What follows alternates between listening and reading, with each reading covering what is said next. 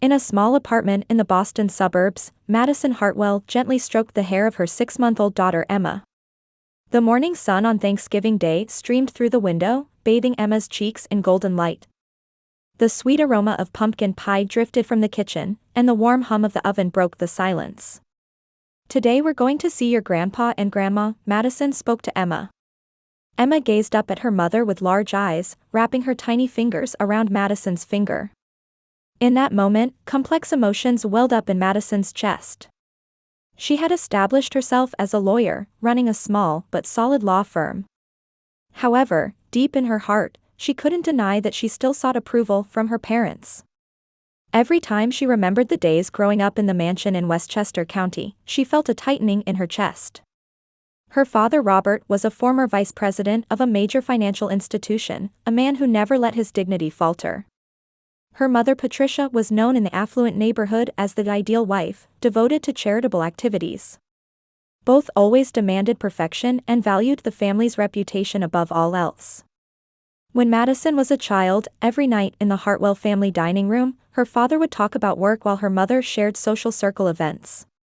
Madison met their expectations as an honor student, graduated from a prestigious university, and achieved excellent grades in law school. Her parents proudly introduced her to friends, calling her "our pride and joy." But everything changed 2 years ago. When Madison became pregnant and decided to divorce her husband Bradley, her parents' love turned cold as ice. It was a decision she made because she couldn't bear Bradley's infidelity and violence, but for her parents, what mattered was the fact of divorce itself. Being a single mother is shameful. "I can't face the neighbors," her mother Patricia said coldly. Those words still remain as deep wounds in Madison's heart. Her father Robert's words were even more cruel. "I have no use for a failure like you. If you intend to disgrace the Hartwell name, never darken our doorstep again."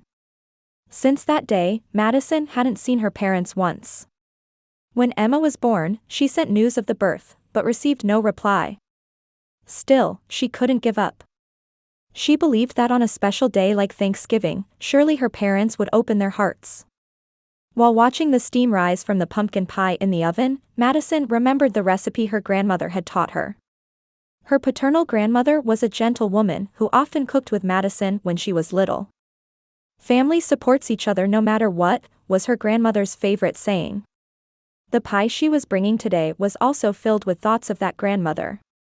As she placed Emma in the stroller and carefully wrapped the homemade pie, Madison told herself, "Today will be different. Surely her parents will melt at Emma's adorableness and accept them as family. They're blood relatives, after all, love should triumph in the end."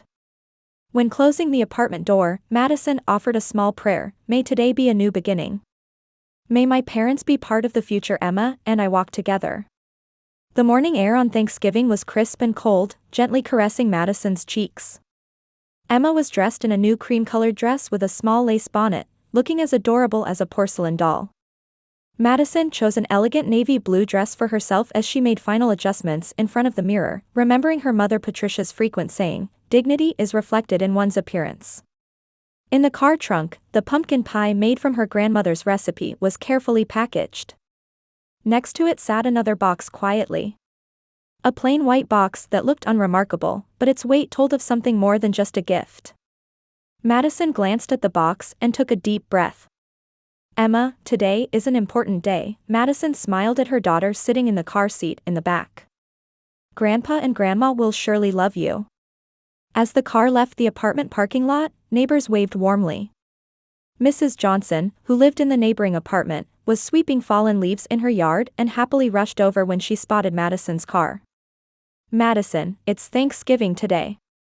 How delighted your parents must be to meet their granddaughter." Mrs. Johnson peered through the car window and gently touched Emma's cheek. "I've never seen such a beautiful baby." Madison answered with a complex expression. "Thank you. I hope so. It'll be fine. Your family. Blood is thicker than water, as they say."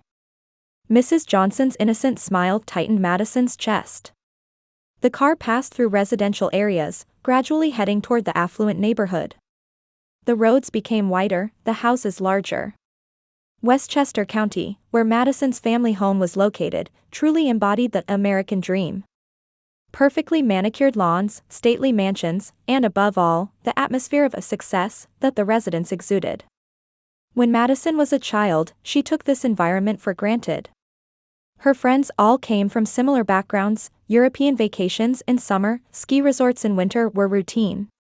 But now, living as a single mother in a small apartment, she couldn't help but feel the stark contrast. Emma began to fuss, so Madison pulled over to the roadside. "You're hungry, aren't you?" she said gently, lifting her daughter and preparing to nurse. Outside the car window, families busy with Thanksgiving preparations were visible. Fathers carrying turkeys, mothers hanging wreaths at front doors, children playing in yards. Every household looked warm and happy, and Madison felt longing and loneliness deep in her chest. "I wonder if we can be like that too," Madison murmured to Emma while reflecting on her past. Her marriage to Bradley had been smooth for the first 2 years. Her parents also liked him, praising him as the perfect son-in-law. His Harvard education and investment banking career perfectly matched the Hartwell family's expectations. However, Bradley's true nature began to emerge when Madison was promoted at her law firm and started earning more than him. It started with small snide remarks, escalated to verbal abuse, and finally to violence. The affair was discovered right after Madison told him about her pregnancy. "I don't want children. Your career is also in the way." Bradley's cruel words still remain as deep wounds in Madison's heart. But what hurt most was her parents' reaction when she told them about the divorce. "Why can't you endure it?" her mother Patricia said through tears. "Marriage requires patience. Do you intend to disgrace our family's honor with such naive thinking?" Her father Robert was even harsher. "Divorce is out of the question. Hartwell women don't do such shameful things." Even when she told them about her pregnancy, her parents' attitude didn't change. On the contrary, they even said, "We cannot acknowledge an illegitimate child." That day, Madison resolved to leave her family home. After confirming that Emma had fallen asleep contentedly in the car, Madison resumed driving. It was about 10 minutes to her family home.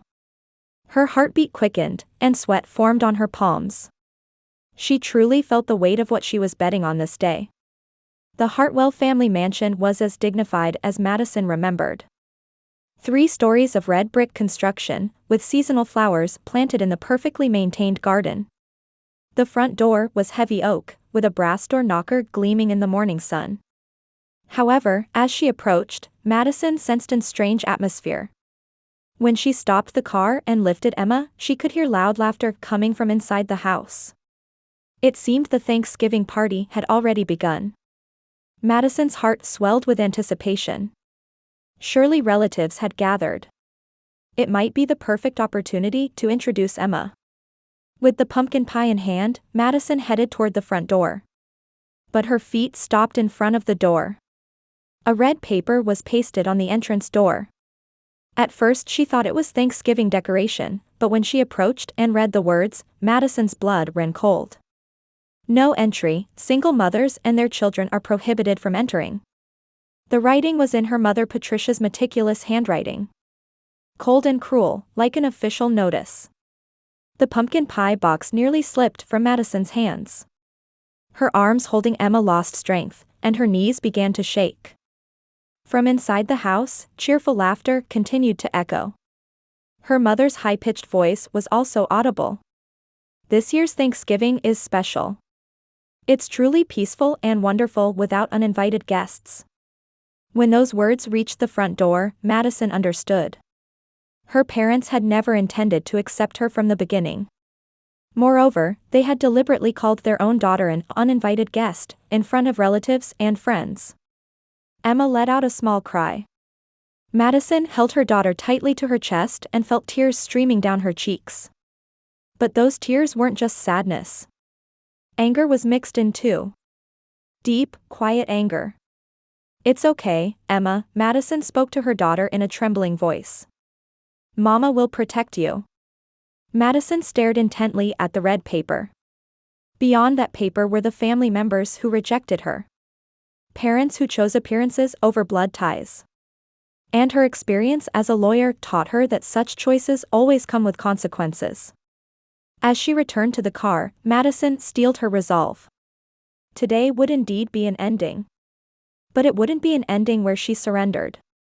It would be the end of old relationships for the sake of a new beginning. While taking out the white box from the trunk, Madison smiled slightly. Her parents had called her an uninvited guest. Then she would leave them a truly uninvited gift. Those who denied the bonds of blood needed to learn the true meaning of those bonds. Madison sat in the driver's seat and pressed her forehead against the steering wheel, breathing deeply. Emma was sleeping quietly in the back seat, occasionally making small breathing sounds. From inside the house, cheerful laughter continued to echo, and the aroma of Thanksgiving dinner drifted on the autumn breeze. All of it felt like events from another world to Madison now. With trembling hands, she took out her smartphone and checked the time.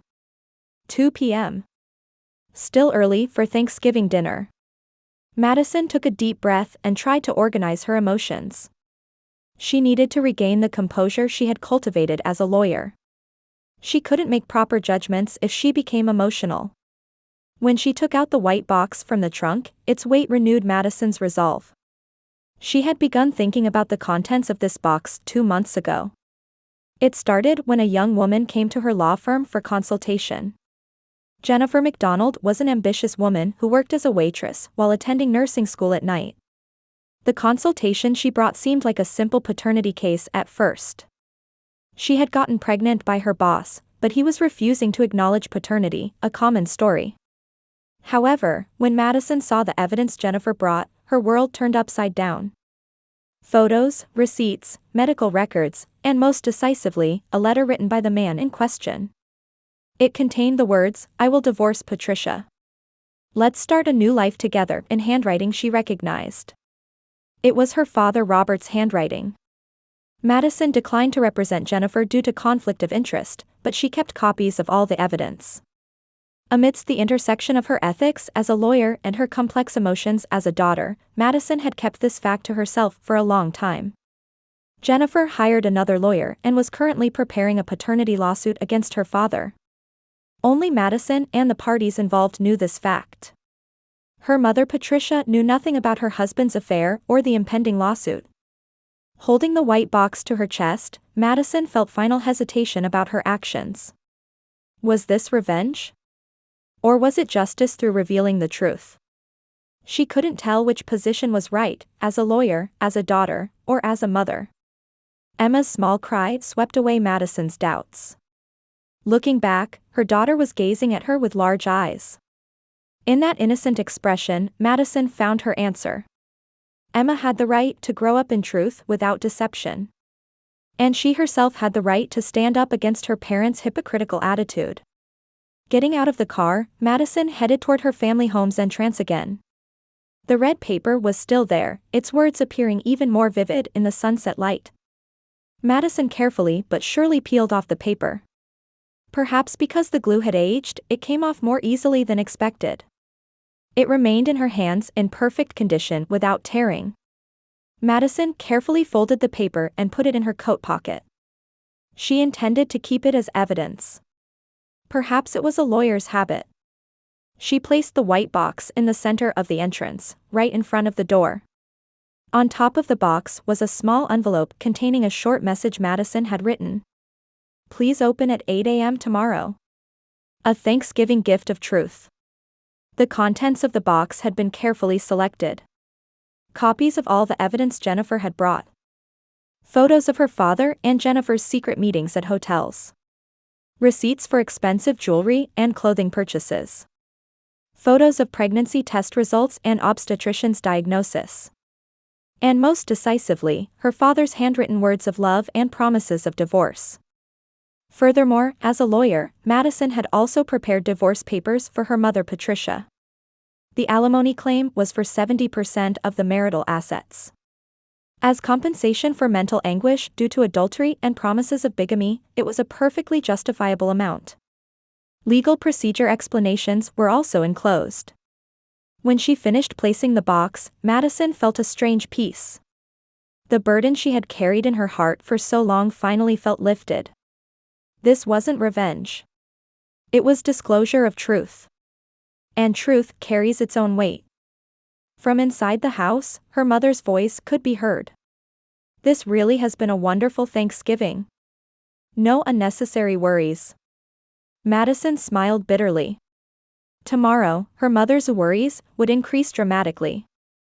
But that was merely the harvest of seeds they had sown themselves.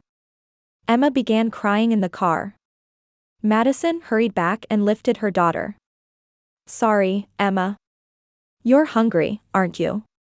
While nursing, Madison looked up at her family home's windows. Warm light leaked through gaps in the curtains, and shadows flickered back and forth. As a child, beyond those windows was the safest and warmest place in the world for her. Now it felt like a distant memory. Emma, I'll create a different family for you, Madison quietly spoke to her daughter. A family that values love more than blood ties. While starting the car engine, Madison took one last look at her family home. The Thanksgiving twilight bathed the mansion in golden light. It was a beautiful sight, but there was no longer a place for her there. It had taken a long time to accept that fact. But now, she was finally ready to move forward. This is the end, Madison murmured softly. But she immediately corrected her words. No, this is the beginning. The car slowly began to move, and her family home gradually grew smaller. As the scene in the rearview mirror receded, Madison's heart conversely became lighter. Emma slept contentedly, her sleeping face as peaceful as an angel's. Let's start a new life, Emma, Madison spoke gently. I'll teach you the true meaning of family. Loving each other, supporting each other, accepting each other. That's what family is. The car passed through the residential area, proceeding along the twilight road. It was about a 30-minute drive to Madison's apartment. Waiting there was their modest but warm home. And the beginning of their own Thanksgiving, just the two of them. Her cell phone vibrated, but Madison didn't look at it. It was probably a call from her family home, but right now she wanted to focus only on her time with Emma. Tomorrow morning, everything would change. And that change was necessary. Truth sometimes brings pain. But the chaos of truth is more valuable than false peace. Madison believed that. And she wanted to pass on such values to Emma. The next morning, Madison woke to her daughter Emma's crying. Morning light streamed into the small apartment bedroom, announcing the beginning of a new day. While lifting Emma and nursing her, Madison reflected on yesterday's events. That white box had probably been discovered by her parents by now. While making coffee in the kitchen, her cell phone began ringing. The screen displayed, Mother. Madison hesitated for a moment but let the phone ring without answering. It rang again immediately, and again she ignored it. Fed up with the persistent calls, Madison turned off the phone. However, when she turned it back on 10 minutes later, there were 13 messages in voicemail. The first message was recorded at 8:12 a.m., and her mother Patricia's trembling voice could be heard. Madison, what is this box you left? This is a lie, right? Tell me it's a lie. The voice gradually became confused and emotional. Her mother's voice was almost a scream now. Madison. Answer the phone. Right now. What is this? Robert. Robert, come here. Look at this. At the end of the message, the sound of breaking dishes and a man's shouting could be heard. It was her father's voice. After putting Emma in her crib, Madison took a deep breath. She needed to prepare for what was about to happen. She had to handle this situation while maintaining her composure as a lawyer. The phone rang again. This time she would have to answer. Hello, Madison's voice was calm. Madison. Her mother Patricia's voice trembled with tears and anger. What have you done? This is a lie, right? It's made up, right? What are you talking about, Mother? Madison deliberately answered without emotion. These photos. Robert and this woman's photos. At a hotel, this has to be a lie. Madison answered quietly. The photos have dates printed on them, don't they? They were extracted from security camera footage. Forgery is impossible. On the other end of the phone, Patricia's sobbing could be heard. But Robert is my husband, we've been married for 38 years? Why? Why would he do this? Mother, calm down. There was also a medical certificate in the box, wasn't there? That woman, Jennifer McDonald, is currently 7 months pregnant. She's carrying father's child. That's a lie. Patricia's scream echoed through the phone. Robert, come here. Talk to your daughter. Footsteps could be heard, and something fell on the other end. Then her father Robert's low voice came through. Madison, what have you done? Good morning, Father. How was Thanksgiving? It must have been peaceful without uninvited guests. Madison's voice carried sarcasm. We need to discuss this matter. Come home immediately. I'm afraid I must decline. I read the paper posted on the front door yesterday. No entry, single mothers and their children are prohibited from entering. I'm an obedient daughter, so I'll follow father's instructions. On the other end of the phone, something heavy fell. Her father had probably kicked a chair. Madison, what do you know? Her father's voice was low and threatening. As a lawyer, I know everything I need to know, including the details of the lawsuit Jennifer McDonald is preparing to file against you. There was a long silence. Then her father's trembling voice could be heard. Jennifer is filing a lawsuit? Paternity acknowledgement and compensation claims. She claims you promised to divorce your wife and start a new life. There's evidence, including your handwritten letters. Madison, this time her mother Patricia's voice could be heard. She seemed to have grabbed the phone. You knew, didn't you? Why didn't you tell me? Why did you keep quiet? Madison answered quietly. Single mothers aren't family, are they? I thought it wouldn't be appropriate for an outsider to interfere in family matters. But Patricia's voice was strained. But I am. I'm your mother? Yesterday, the paper at the front door said a no entry. A mother wouldn't reject her daughter and grandchild like that. On the other end of the phone, something else broke. Dishes or glasses, expensive china scattered on the floor could be imagined. Madison, do you intend to destroy this family? Her father's angry voice could be heard.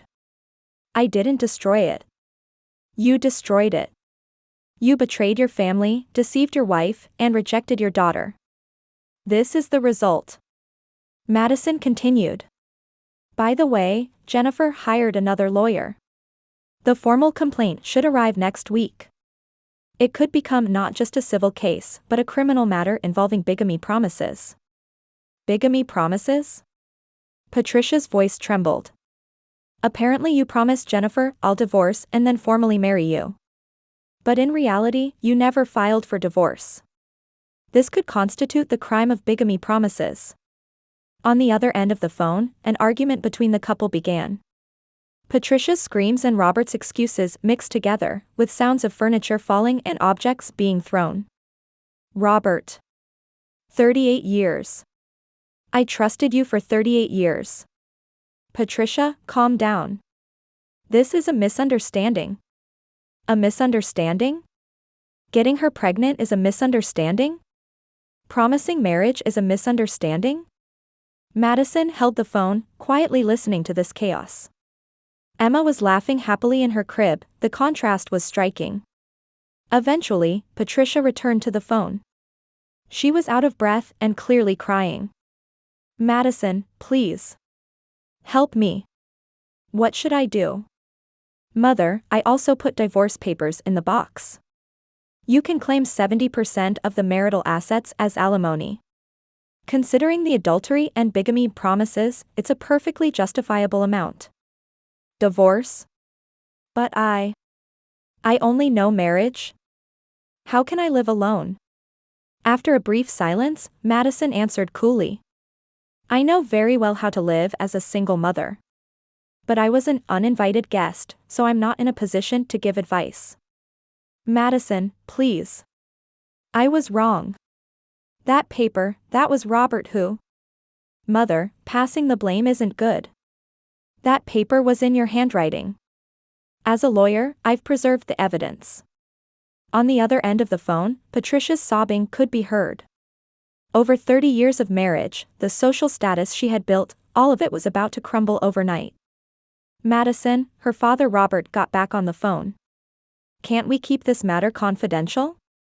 I'll pay money. However much. Unfortunately, Jennifer's case is already in another lawyer's hands. And she doesn't seem inclined to settle. Rather, she wants to make it public. Why? Madison answered coldly. According to her, you said, my wife is in the way, and I want to divorce quickly and officially acknowledge our child. But in reality, you had no intention of divorcing your wife or acknowledging the child. She realized she had been deceived. That was. Father, the more you pile on lies, the further you get from truth. Jennifer also has recorded data. Audio of you clearly stating, I will divorce Patricia. There was a long silence. Then a deep sigh of defeat could be heard from her father. Madison, are you satisfied with this revenge? This isn't revenge, Madison's voice was quiet but firm. This is truth. And truth comes with responsibility. You rejected your daughter and grandchild, calling us uninvited guests. But the truly uninvited presence was the person who betrayed their family. On the other end of the phone, something else broke. This time a louder sound, probably a vase or something thrown against the wall. Emma let out a small laugh. Madison looked at her daughter and smiled. This child didn't need such chaos. It was a mother's responsibility to raise her in a loving, honest environment. Mother, father, I hope you'll learn from this experience.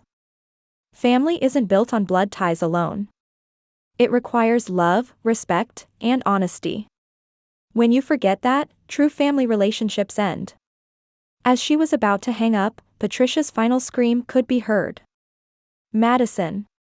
Please. Let me see Emma. Let me see my grandchild. Madison answered quietly. Single mothers' children were prohibited from entering. That decision remains unchanged. After hanging up, Madison lifted Emma. It's okay, Emma. We'll have a new family. A family with people who know true love. 3 months later, Boston was in the midst of harsh winter.